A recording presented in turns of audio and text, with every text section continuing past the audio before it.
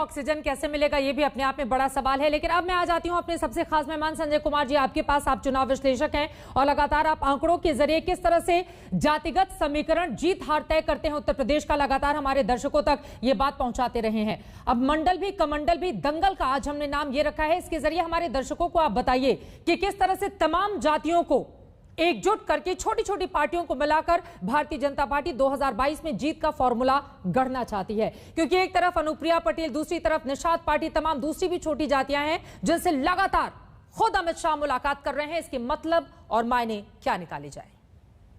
देखिए, भारतीय जनता पार्टी हर समय इस बात का दावा करती है कि वो जाति की राजनीति नहीं करती और वो विकास की राजनीति करती है।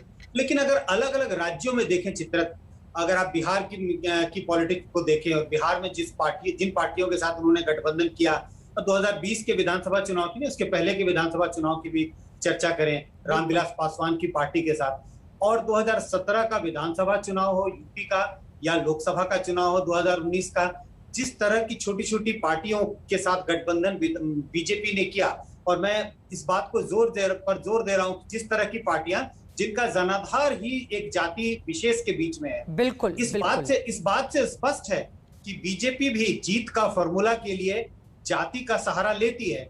विकास तो एक तरफ है, विकास के वादे तो किए जाते हैं, जो कुछ विकास किया गया वो भी दिखाया जाता है, लेकिन जाति का सहारा, जातीय गणित का सहारा बीजेपी भी लेती है। और आपने अनुप्रिया पटेल की पार्टी का जिक्र किया, क्यों इतनी बड़ी कोई ऐसी पार्टी नहीं है जो बिल्कुल विकास का मसीहा है।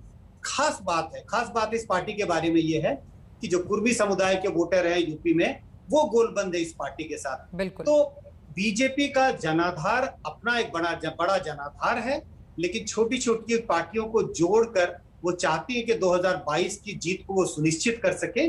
इस वक्त तो ऐसा जरूर दिखता है कि एक बड़ा गठबंधन बनाने की कोशिश बीजेपी करेगी, और उनके पास जितना अपना जनाधार है उस हिसाब से एक बढ़त बनाई हुई दिखाई पड़ती है।